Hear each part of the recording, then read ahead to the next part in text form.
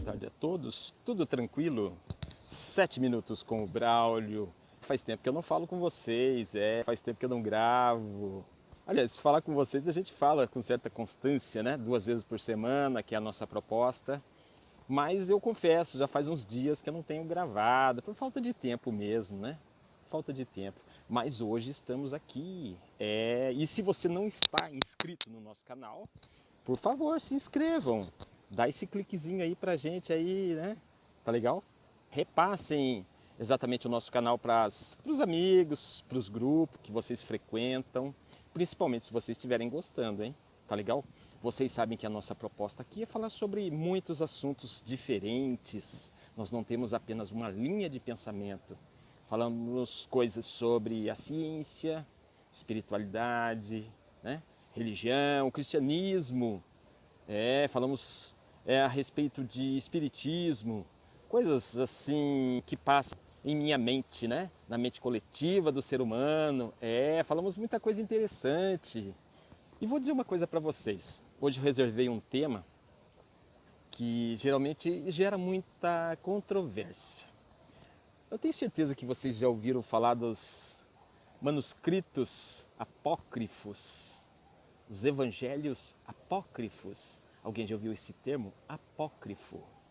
Apócrifo é considerado todo evangelho que não está anexado à Bíblia. E isso, a Bíblia tradicional que a gente conhece, principalmente a parte do Novo Testamento, que é depois de Jesus. Oficialmente, você vai encontrar o evangelho de Mateus, Marcos, Lucas, João, que são 4 evangelistas que estavam, né, ali do lado de Jesus. Ninguém tem certeza se realmente se foram escritos por eles, se tiveram inspiração desses evangelistas ou de seus seguidores. Eu até acredito que foram de seus seguidores. Quando você lê a Bíblia, principalmente o Novo Testamento, você vê nesses 4 evangelhos aspectos, né, interessantes da vida de Jesus. Muita coisa bacana, alguns falando mais de Jesus, outros falando a respeito de suas parábolas, a descendência de Jesus, né, a missão de Jesus. Realmente é um ensinamento muito bacana, eu gosto muito de ler a Bíblia, principalmente o Novo Testamento, eu não posso negar. Já o Velho Testamento, para quem tem dúvida, o Velho Testamento é herança do povo hebreu, né, da época de Moisés, né, dos reis hebreus, dos profetas hebreus, que são vários. Então, quando você vai fazer aquela comparação na Bíblia, você vê que a parte antiga, anterior a Jesus, ela é um livro assim bem mais grosso do que o que foi escrito depois de Jesus. Eu até diria que depois do Jesus é assim um livrinho fininho.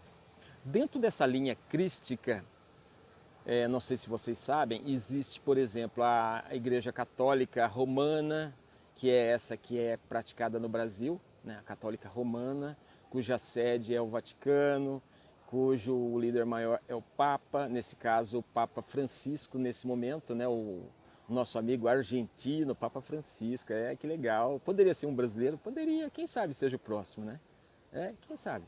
A gente não tem ideia, né? Quem sabe?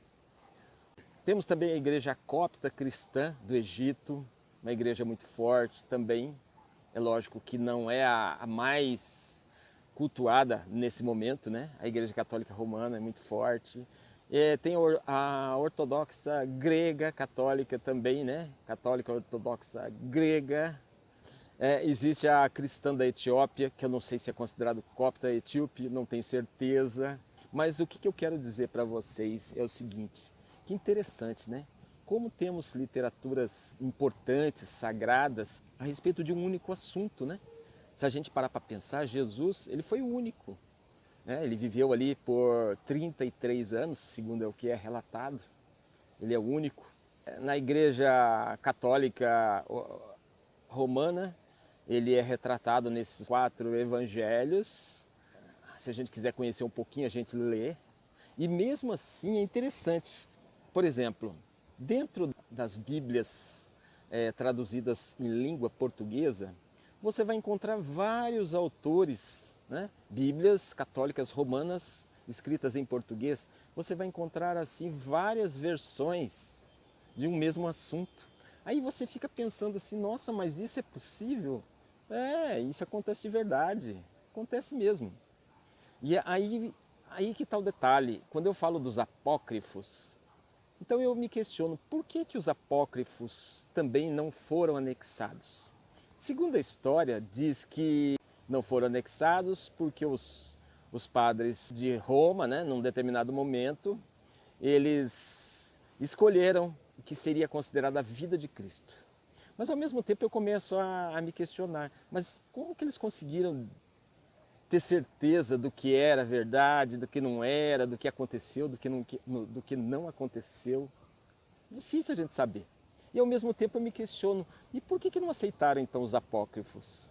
Porque poucas pessoas votaram nos apócrifos? Ou de repente os apócrifos falavam alguma coisa que não era interessante para o poder que estava reinando naquele momento, o poder religioso, né? O poder daqueles bispos, daqueles padres, né, que estavam ali encarregados de compilar todas aquelas informações. Eu não estou dizendo que foram as melhores, as mais corretas, mas eu estou colocando isso para vocês pensarem.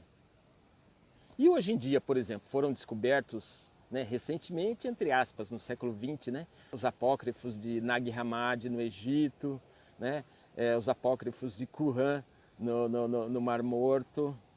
E será que lá não tem nada que seria interessante anexar à Bíblia? Será que não tem verdades que realmente aconteceram? Isso é para vocês pensarem. Eu acredito que tem muita coisa interessante por lá. Eu queria que fosse anexada à Bíblia também. E tem um detalhe, hein?